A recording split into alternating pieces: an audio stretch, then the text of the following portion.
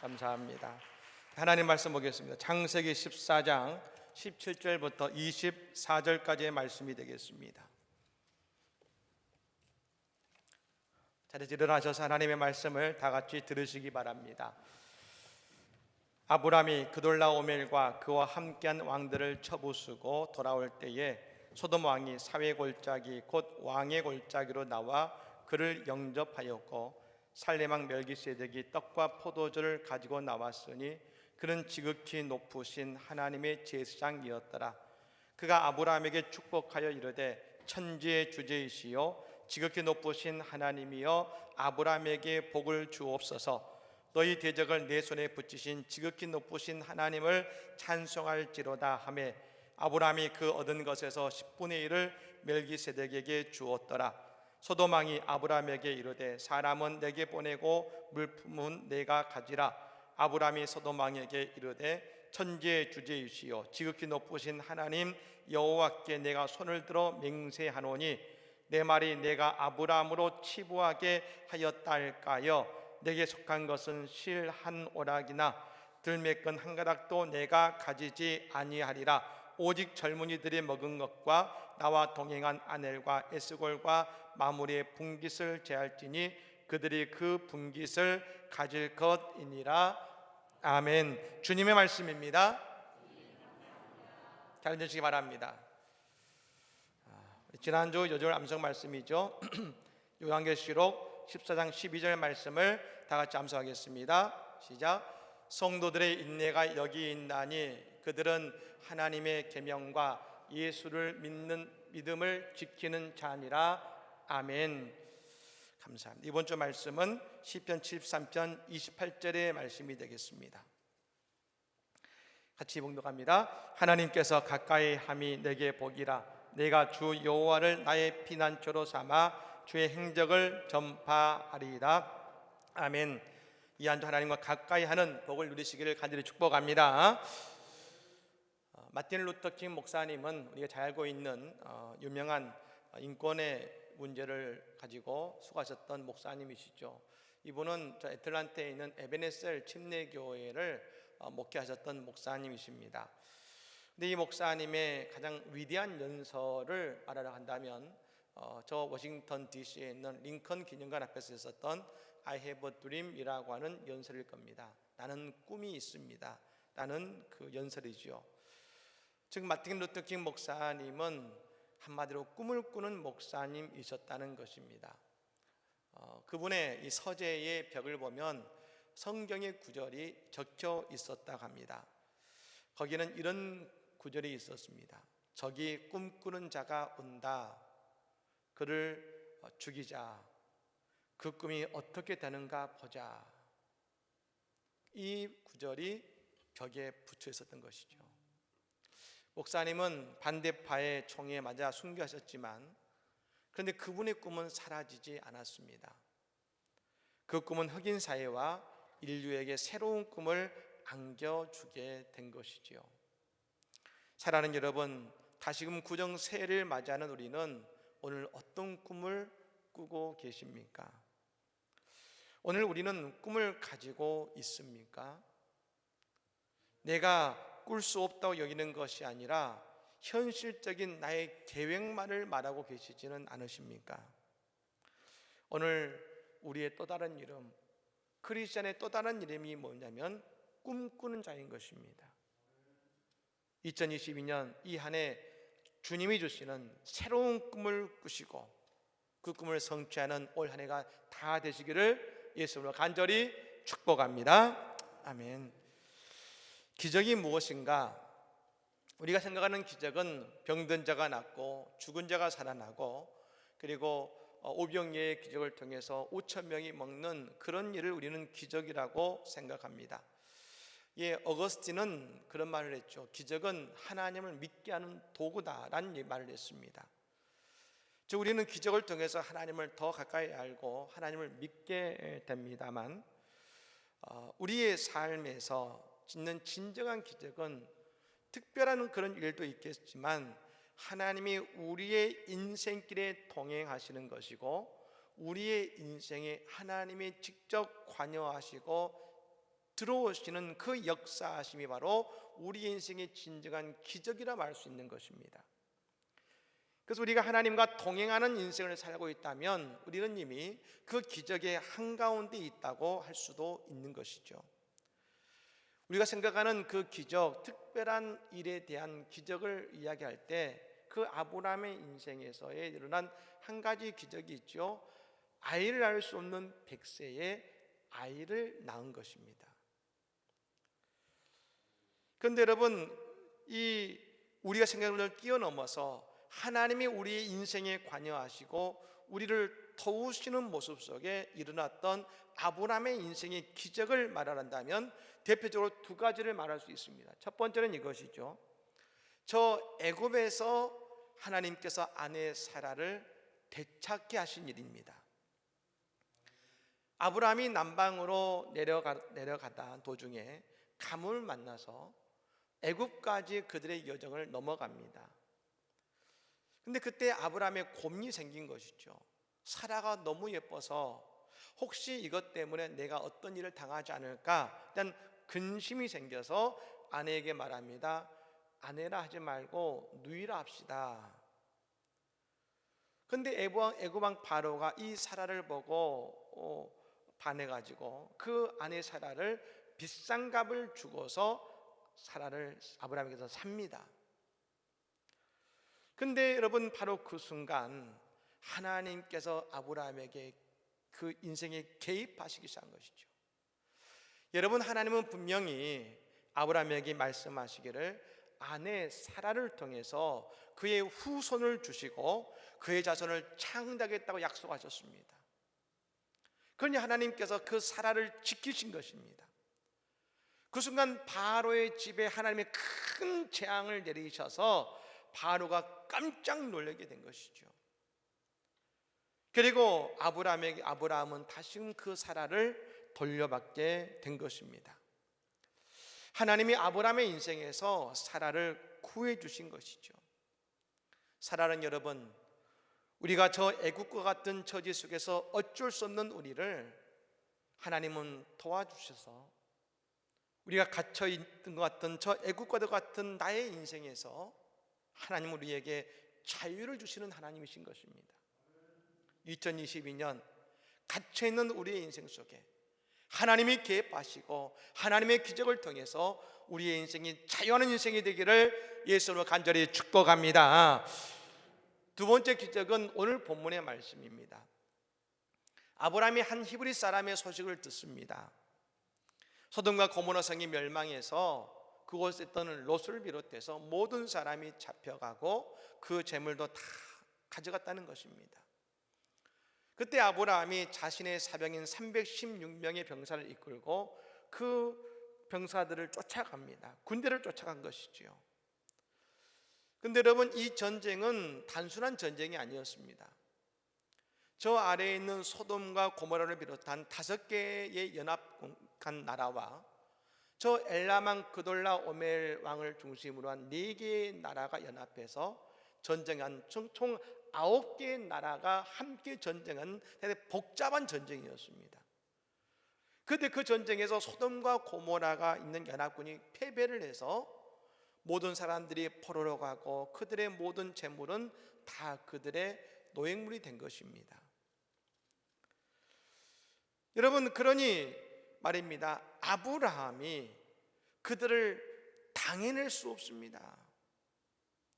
그 전쟁에서 아브라함이 이긴다는 것은 생각할 수도 없는 일입니다. 하지만 하나님께서는 아브라함의 손을 들어주셨습니다. 다윗이 인간의 생각으로 보면 도저히 골리앗을 이길 수 없지만 하나님이 다윗의 손을 들어주신 것처럼 아브라함이 저 4개의 나라의 연합군을 이기게 하신 것이죠. 역대하 20장 15절의 말씀에 이런 말씀이 나옵니다. 너희는 이 큰 무리로 말미암아 두려워하거나 놀라지 말라. 이 전쟁은 너희에게 속한 것이 아니요 하나님께 속한 것이니라. 전쟁은 누구에게 속한 것입니까? 하나님께 속한 것입니다. 그러니 여러분, 아브라함은 그 전쟁에서 승리한 것입니다. 이 전쟁에서 하나님을 빼면 이길 수 없는 싸움이고 이길 수 없다고 여겨지지만, 그런데 여러분, 하나님이 개입하시고 하나님이 채워주시니, 그의 힘이 되어주시니 그 전쟁을 이기게 하는 하나님의 기적을 경험한 것입니다. 2022년도 마찬가지입니다. 우리 힘만으로는 안 되는 일이 너무나 많습니다. 하고 싶지만 할 수 없는 일들이 너무나 많습니다. 그때 하나님의 개입이 필요합니다. 하나님의 역사하심이 필요한 것입니다.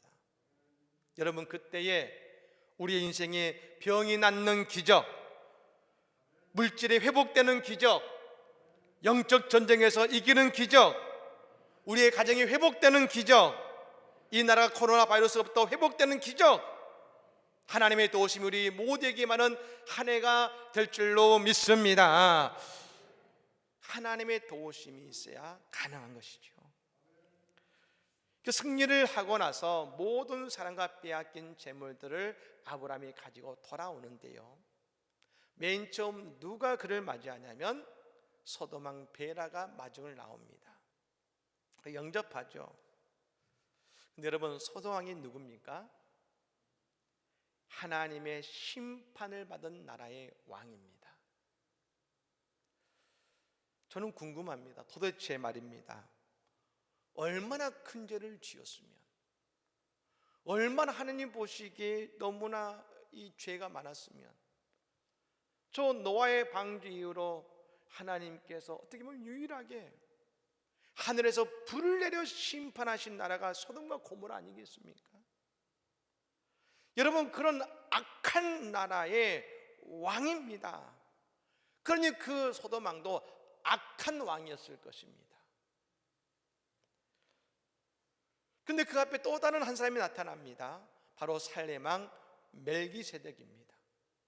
이 살렘 왕 멜기세덱을 성경은 이렇게 표현합니다. 18절 말씀입니다. 우리 같이 한번 읽어볼까요? 살렘 왕 멜기세덱이 떡과 포도주를 가지고 나왔으니 그는 지극히 높으신 하나님의 제사장이었더라. 아멘. 여러분, 이 살렘 왕 멜기세덱은 지극히 높으신 하나님의 제사장으로 이야기하면서 동시에 히브리서에서는 이 멜기세덱이 예수 그리스도를 예표한다고 말하고 있습니다. 즉 살렘, 하나님의 평화를 이루는 제사장이 그 앞에 다가온 것입니다. 지금 아브라함의 앞에는 두 나라 왕이 서 있습니다. 소돔 왕과 그리고 살렘 왕. 여러분, 오늘 누구를 바라보시겠습니까? 지금 아브라함은 큰 전쟁에서 승리하고 돌아왔을 때 두 왕이 그를 맞이합니다. 우리는 여기서 알아야 되는 것이 있습니다. 우리의 영적인 승리 앞에 올 한 해도 우리가 잘 되는 일이 있고 우리가 은혜에 충만한 일이 생기면 반드시 우리 앞에 소돔 왕과 살렘 왕이 우리 앞에 다가온다는 것입니다. 올 한 해 여러분, 우리는 그때에 누구를 선택할 것인가? 오늘 우리에게는 바른 믿음의 선택을 하는 우리 모두가 되기를 간절히 축복합니다. 그럼 여러분, 먼저 소돔 왕이 아브라함에게 말하죠. 아브라함을 시험합니다. 21절 말씀이죠. 소돔 왕이 아브라함에게 이르되 사람은 내게 보내고 물품은 내가 가지라. 여러분, 이 말에는 한 가지 숨은 의미가 있습니다. 너가 잘해서 너의 능력으로 전쟁을 이긴 것이니 이 재물은 다 네 거야. 인간적으로 따지고 보면 이거 맞는 말 같지 않습니까? 근데 여러분, 이 소돔 왕은 예업하는 왕이 아니라 아합 왕 이세벨보다 더 악한 왕이 그 재물을 다 아브라함에게 준다는 것은 상식적으로 이해가 안 되는 것입니다. 그런 여러분, 소돔 왕이 모든 재물을 준다는 것은 그 속에 우리를 넘어지게 만드는 시험이 들어있는 것입니다. 아브라함은 이미 그런 경험을 한 사람 아니겠습니까? 아브라함이 저 애굽에서 돌아올 때에 저 바랑이 주었던 양과 소와 암수 나귀와 낙타와 노비들을 수없이 많이 데리고 애굽에서 돌아왔습니다. 근데 여러분, 그 수많은 재물, 그것 때문에 결국 어떤 일이 벌어졌냐면 아브라함의 종과 롯의 종이 다투기 시작하더니 결국 그것 때문에 가족이 갈라졌습니다. 재물이 많으면 좋은지 알았는데 그 재물 때문에 결국 그 가정이 깨어진 것입니다. 여러분, 성경에서 애굽의 바로 왕은 사탄을 의미합니다. 그 바로 왕이 준 재물은 결국 가족이 깨어지는 아픔을 겪게 만들었고 아브라함이 이걸 겪었습니다. 그러니 여러분, 오늘 이 소돔 왕의 제안 앞에 아브라함은 이렇게 고백합니다. 23절 말씀이죠. 내 말이 내가 아브라함으로 치부하게 하였다 할까 하여 내게 속한 것은 실 한 오락이나 들매끈 한 가닥도 내가 가지지 아니하리라. 여러분, 마귀가 가족을 깨뜨렸다면 그 다음에는 무슨 관계를 깨뜨릴까요? 바로 하나님과 아브라함의 관계를 깨뜨리려고 하는 것입니다. 그래서 아브라함은 말하죠. 이걸 이루신 분은 하나님이셔. 하나님께서 모두 행하셨어라고 그는 지금 고백하고 있는 것입니다. 여러분, 우리가 복의 근원이 하나님이시라고 고백한다면 우리는 하나님을 통해서 복을 받겠습니다. 하나님께서 주시는 것으로 나의 인생을 채우겠습니다. 고백할 수 있어야 되는 것입니다. 세상이 내게 주는 것이 아무리 좋아 보여도, 저 소돔 왕이 주고자 하는 금은 보화가 아무리 값져 보여도 나는 그곳으로 내 인생의 자랑과 내 인생의 부유함을 삼는 것이 아니라 하나님이 주신 것으로 내 인생을 채우고 내 인생을 복되하겠습니다. 여러분, 그 고백이 오늘 아브라함의 고백이며 우리의 고백이 되어야 되는 것입니다. 그리고 온전히 하나님께만 영광을 돌릴 수 있어야 되는 것입니다. 여러분, 소돔 왕은 역청구덩이에 빠졌던 사람입니다. 그로부터 대우받는 것이 아니라 언제나 아브라함을 인도하신 하나님을 믿는 아브라함의 믿음이 오늘 우리의 믿음이 되기를 예수님으로 간절히 축복합니다. 이제 아브라함은 또 한 사람을, 한 왕을 만납니다. 살렘 왕 멜기세덱을 만납니다. 멜기세덱이 아브라함을 만나자 그를 축복합니다. 그가 아브라함에게 축복하이르되 천지의 주제이시여 지극히 높으신 하나님이여 아브라함에게 복을 주옵소서. 제가 오늘 이 구절을 묵상하면서 그런 감동이 왔습니다. 이제 새벽을 말씀을 전하기 시작하면서 오늘 살렘 왕 멜기세덱이 저 제사장이 아브라함을 축복했던, 보자마자 축복했던 이 축복의 말씀으로 매일 축복하면 좋겠다. 여러분, 새벽에 나와 저 멜기세덱 예수 그리스도의 축복을 받는 아침이 되기를 간절히 축복합니다. 즉 멜기세덱은 아브라함을 만나서 축복한다는 것은 뭘 의미하겠습니까? 전쟁에서 승리해서 돌아왔기 때문에 아브라함을 축복한 것이 아닙니다. 아브라함이 옳은 선택을 했다는 것입니다. 그것은 믿음의 사람으로서 어려움에 있는 그들을 도와준 것이지요. 이건 단지 롯만을 위한 것이 아닙니다. 316명으로는 도저히 감당할 수 없는 일이지만 어려운 이들을 위해 자신의 모든 것을 다해 최선을 다하는 아브라함을 하나님이 기뻐하셨고 그래서 그 전쟁 가운데 하나님이 아브라함을 도우신 것입니다. 인간적으로 생각해 보면 저 소돔 왕도, 저 소돔 사람들도 심판받을 만큼 악한 사람들이니 그들을 왜 도와줘야 되는가 말할 수 있을지 모르지만, 아브라함은 그것을 보지 않고 어려움을 처한 이웃의 모습을 보고 먼저 그들을 도운 것입니다. 이것이 바로 아브라함의 신앙이었습니다. 우리도 그렇습니다. 나 혼자 잘 되고 나 혼자 편한 것은 성경적인 게 아닙니다. 예수님 선한 사마리아인의 비유를 말씀하셨죠. 선한 사마리아인이 강도 맞는 유대인을 만납니다. 여러분, 그때 사마리아인의 마음이 어떤 마음이 들었을까요? 유대인들은요, 사마리아인을 박해하고 멸시했습니다. 여러분, 유대인들은 이방인들을 어떻게 생각했냐면 지옥의 땔감이라고 생각했습니다. 이방인들을. 그런데 유대인들은 사마리아인들을 이방인보다 못하게 여겼습니다. 그 사마리아인은 살면서 유대인들에게 인간 취급받아 본 적이 없습니다. 근데 그 유대인이 강도 만나서 쓰러져 있잖아요.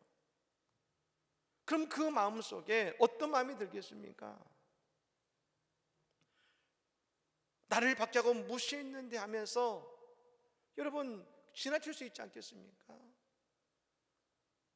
근데 그는 주저하지 않습니다. 또 여러분, 강도 당해서 쓰러져 있는 그 사람을 보면 어떤 마음이 들까요? 아하, 혹시 강도가 지금 이 근처에 또 있을지 모르니까 빨리 이 자리를 벗어나야겠다, 그 마음이 들겠죠. 하지만 그는 그 자리에서 내려서 자기가 가지고 있는 것으로 그의 상처를 다 닦아주고 그 사람을 자기의 나귀에 태우고 주막까지 갑니다. 그리고 그를 맡기고 치료를 부탁하고 만일 돌아올 때까지 돈이 더 들면 내가 돈을 더 드리겠습니다 하고 그 유대인을 향한 선한 일을 합니다. 근데 여러분, 강도 만난 사람을 도운 것은 그냥 선한 일이 아니라 그것이 하나님께서 원하시는 일이라는 것입니다. 오늘 아브라함은 세상의 눈으로 보면 모험입니다. 하지만 하나님께서 힘든 가운데서도 어려운 이들을 돕는 모습을 보면서 기뻐하신 것처럼 말입니다. 하나님의 기적은 그냥 일어나는 것이 아닙니다. 사랑의 마음이 있는 곳에 하나님의 기적이 일어나는 것입니다. 예수님 이 땅에 오셔서 행하신 모든 기적의 근간에는 다 예수님의 사랑의 마음이 있었던 것처럼 말입니다. 오늘 또 우리가 사랑으로 섬기며 나아갈 때에 우리의 인생에 기적이 일어나고 하나님이 우리를 위로하시고 칭찬하시는 저 예수님의 환대와 맞이함을 우리는 경험하게 될 줄로 믿습니다. 우리 주변에 상처받고 아파하는 교우들, 우리 이웃들이 있습니까? 우리는 그들을 위해 함께 기도해주고 그들을 도와주고 그들을 위로해주는 그런 성도, 그런 우리 교회가 되어야 되는 것입니다. 여러분, 그때마다 우리는 예수 그리스도를 만나게 되는 것입니다. 또 한 가지, 이 살레방 멜기세덱이 아브라함에게 이렇게 말합니다. 20절 말씀 같이 읽어볼까요? 같이 읽습니다. 너희 대적을 내 손에 붙이신 지극히 높으신 하나님을 찬송할지로다 하매 아브라함이 그 얻은 것에서 10분의 1을 멜기세덱에게 주었더라. 아멘. 오늘 이 멜기세덱 제사장이 말합니다. 너의 대적을 내 손에 붙이신 지극히 높으신 하나님을 찬송할지로다 하겠습니다. 찬송해라. 여러분, 그때 아브라함이 어떤 모습을 보이냐면 10의 1조를 하나님께, 아브라함 멜기세덱에게 바칩니다. 이게 여러분 11조의 기원입니다만, 우리는 11조를 율법 이렇게 생각하고 있지만, 오늘 아브라함은 뭘 보여주냐면 하나님을 향한 찬송이 11조라는 것을 우리에게 이야기해 주고 있는 것입니다. 오늘 우리는 하나님을 찬송하고 있는가? 여러분, 그것을 우리가 알 수 있는 것은 오늘 나는 하나님을 찬송하며 11조를 하나님께 드리고 있는가로 오늘 우리의 신앙의 모습을 우리는 바라볼 수 있는 것입니다. 여러분, 11조는 말씀하신 율법이 아닙니다. 아브라함은 멜기세덱이 하나님께 드려라 해서 드린 것이 아니라 찬송이라 했더니 스스로 하나님께 드린 것입니다. 즉 11조는 내 이 모든 일을 행하신 분은 하나님이시라는, 이 모든 일을 하나님이 이루셨습니다라는 고백과 같은 것이 바로 이 11조의 모습이라는 것입니다. 여러분, 그래서 여러분, 이 11조를 하게 되자 어떤 모습을 아브라함이 보이게 됩니까? 그들을 도와준 이들에게 조금씩 나누어준 다음에 그 자신은 어떤 것도 갖지 않습니다. 이유는 분명히 있습니다. 내 말이 내가 아브라함으로 치부하게 하였다 할까 하여라겠습니다. 사람들이 아브라함 보면서 소돔왕 때문에 부자가 됐대. 소돔왕이 그 재물 다 가져갈 수 있는데 그 재물 아브라함에게 줘서 아브라함이 부자가 됐대 라는 그 말을 듣지 않겠다는 것입니다. 오늘 이 저녁에서 승리하게 하시는 분도 하나님이시며 나를 부유하게 만드시는 분도 오직 하나님이십니다 라는 결단을 아브라함은 그 11조 때문에 할 수가 있었다는 것입니다. 말씀드린 것처럼 이미 아브라함은 한 번의 물질의 시험 가운데 졌던 기억을 가지고 있습니다. 그러니 이번에는 분명히 모든 영광을 하나님께 돌리며 스스로 11조를 드린 것입니다. 여러분, 우리 가운데 물질의 문제로 고민하고 있는 성도도 있을 것입니다. 회복되지 않는 저록과 같이 모든 것이 잃어버린 것 같은 그 고통의 자리에 계신 분도 있을지 모르겠습니다. 아니, 오늘 그 물질 때문에 시험의 한가운데 있는 분도 계실 수 있는 것입니다. 우리가 어떻게 이 물질의 문제에 시험 들지 않고 어떻게 그것을 이겨낼 수 있을까? 물질을 따라가고 소돔왕을 바라보면 우리는 절대로 그 시험에서 헤어날 수 없습니다. 우리가 그 시험을 이길 수 있는 것은 오직 한 가지, 이 일을 이루시는 분은 하나님이십니다 고백하며 하나님께 11조를 드리는 인생을 살아갈 때 그 11조가 우리를 물질의 시험에 빠지지 않게 할 뿐 아니라 오늘 물질의 고난과 아픔에서 우리를 지키시는 하나님이 우리의 부족함을 채워주시는 하나님의 축복의 통로가 됨을 여러분 믿으시기를 바랍니다. 그 물질의 시험에서 이길 수 있는 것은 다른 것이 아닙니다. 하나님을 찬송하는 아브라함의 신앙이 있을 때 우리는 그것에서 이겨낼 수 있는 것입니다. 로버트 로빈슨이라는 목사님이 계셨습니다. 이분이 감리교 목사님이신데요, 처음에 예수님 영접하고 목사 안수가 되신 이후에 목회를 열심히 하셨는데 점점 영적인 갈급함이 오고 그리고 이 어려움 때문에 방황하기 시작하셨습니다. 그 목사님이 스스로 뭐라고 고백하시냐면 나는 탕자와 같은 삶을 살았습니다라고 고백할 정도로 힘든 시간을 보내셨습니다. 근데 그래서 이제 내가 목사인데 내가 다시 하나님을 만나야지 하고 여행을 떠납니다. 그래서 여러분 기차를 타고 오는데요, 그 앞에 앉은 한 여인이 있었는데 그 여인이 예수님은 자랑합니다. 예수님 얘기를 하기 시작합니다. 예수님이 이렇게 하셨고 예수님 이런 분이시고 막 얘기합니다. 그러면서 자신을 소개하는데 저는 찬송가를 공부하고 있습니다. 제가 갖고 있는 꿈이 있어요. 주님을 기쁘시게 하는 찬송을 만들고 싶습니다. 이런 얘기를 하는 겁니다.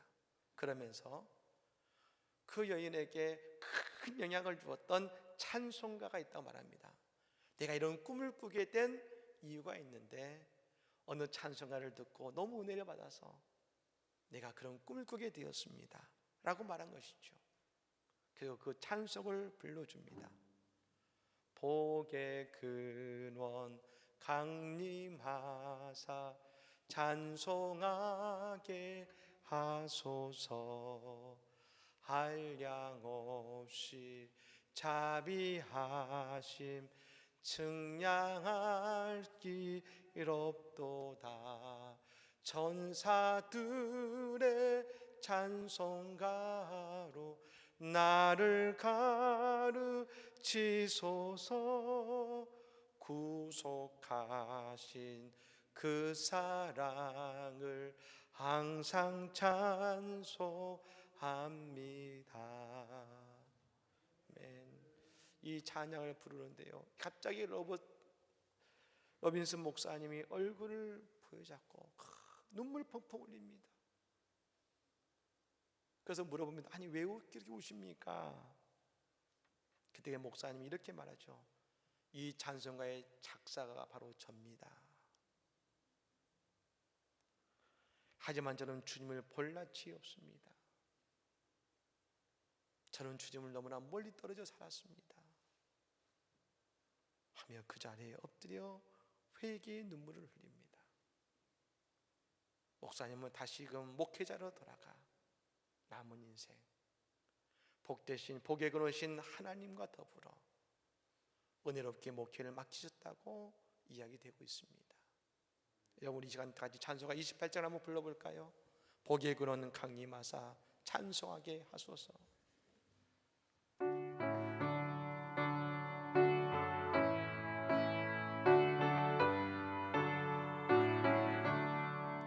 복의 근원 강림하사 찬송하게 하소서.